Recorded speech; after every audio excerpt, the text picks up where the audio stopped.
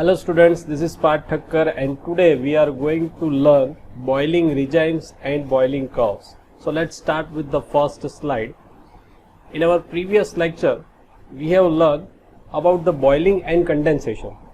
That whenever you heat the liquid above its saturation temperature, the boiling occurs. Similarly, when you condense the vapor below its saturation temperature, condensation occurs. Then we have classified boiling in two ways. One is a pool boiling, second is a flow boiling. In pool boiling, there is no motion of fluid. The only motion which occurs in a pool boiling, it's due to the convection currents which happens due to the temperature difference of the layers. So now when there is a pool boiling is a very complicated phenomena. To understand different stages of the pool boiling, we need to learn one theory which is boiling regimes, or we can say that the boiling curves.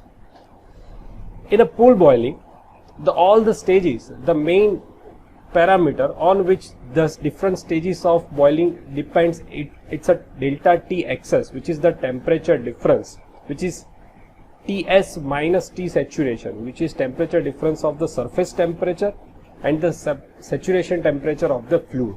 So it depends on the value of excess temperature, which is denoted by delta T excess. As you can see, there are four different boiling regimes. First is a natural convection boiling, second one is a nucleate boiling, third one is a transition boiling, and the last one is a film boiling.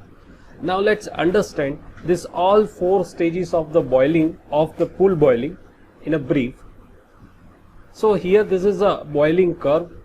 Here this axis shows the heat flux, which is in a watt per meter square, and this axis represents the delta T excess, which is Ts minus T saturation, where Ts is the surface temperature of the pan in which the water or any fluid is put, and T saturation is the saturation temperature of the fluid.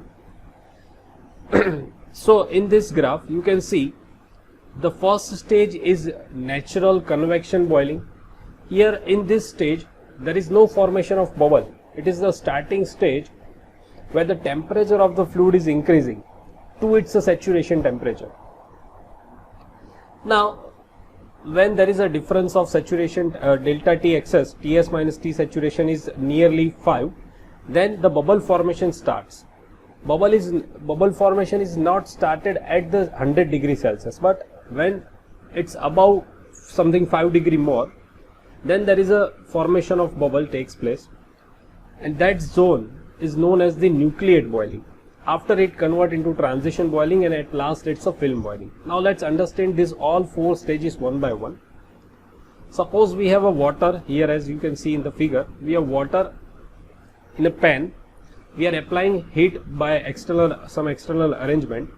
So from this 1 to A, from this point to point number A, there is a natural convection boiling.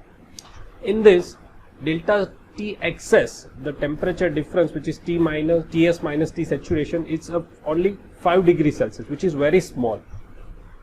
It is a free convection zone. There is a convection current circulate the liquid. Here in video we can see, if we apply heat to the water, the layer which is in contact with the surface of the pan will get the heat by the conduction mode. As it receives the heat from the bottom surface of the pan, the temperature of that layer becomes higher and the density of that layer becomes lower. So it will replace by the higher dense layer which is just above it. So this is how the cold water, which have a high density, replace the hot water from the bottom, and this is the convection currents. This is how the convection currents are generated. So this stage where there is no bubble formation, the only motion of the fluid is because of the convection currents, and only natural convection here takes place. This is known as the natural convection boiling up to the point number A. Okay. Here liquid near the surface is superheated slightly because delta T excess is very small, 5 degrees Celsius. So it is above the saturation temperature. So it is little bit superheated. Now evaporation takes place at the liquid surface. Now further in our boiling curve, there is a nucleate boiling regime. There is after natural convection boiling, second stage is a nucleate boiling. Nucleate boiling is further divided into two parts. From A to B, it is where the bubble collapses in the liquid, and from B to C, the bubble have enough potential, enough amount of vapor inside it so that it can rise to the free surface. So let's understand by this video. Here in video you can see, first the bubble which is created is not have enough vapor inside them, so they collapse in between the liquid. After some time, the bubble have enough vapor inside it, so it will travel from the bottom to the free surface of the liquid.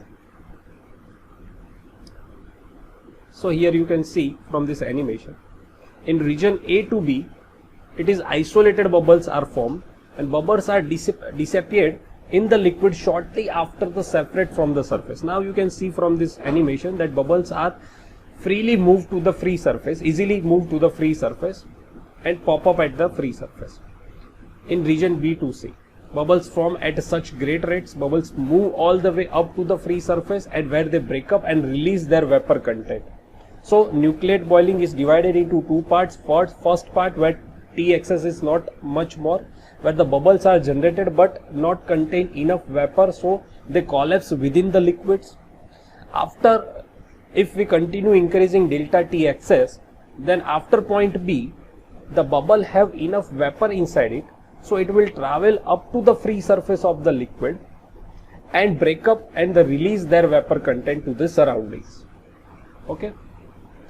Further, after point C, if you are still continue to increase value of delta T excess, then you can see there is a sudden drop in heat flux from point C to D, because when you increase delta T further after point C, there is a formation of bubble rapidly. There is a number of bubbles which are generating rapidly, so it will create one thin film over the bottom surface of the pan. Here you can see in this animation, there is a vapor film which is generated over the bottom surface. So there is a gap between the fluid and the bottom surface. There is a film which act as a resistance between the fluid, between the water and the bottom surface of the pan. So first, when there is no film, then at that time there is a direct contact between the water and the bottom surface of the pan. Now this film which have a vapor inside it, which have a lower conductivity as compared to the fluid, as compared to the liquid, now that vapor act as a resistance to the conduction between the lower layer of the pan with the water. So that's why there is a certain drop of heat flux from after point C to D. Now after point D, if you further increase the delta T excess, if you continue to apply external heat, then there is a sudden rise in the heat flux, because after that the heat transfer by the radiation takes place, which increase the heat flux. So after point D, if you further increase the delta T, then this continuous stable vapor film from the bottom layer of the pan, due to the high temperature, radiation heat transfer takes place. So this is how it will transfer from transition boiling to the film boiling. Well, there is a permanent layer of the film takes place, and after that the heat transfer by the radiation mode takes place after the temperature T excess reaches to crosses the certain amount. So this is the total boiling curve from natural convection boiling, then nucleate boiling, then transition boiling, and then film boiling. So that's it for today. Thank you so much.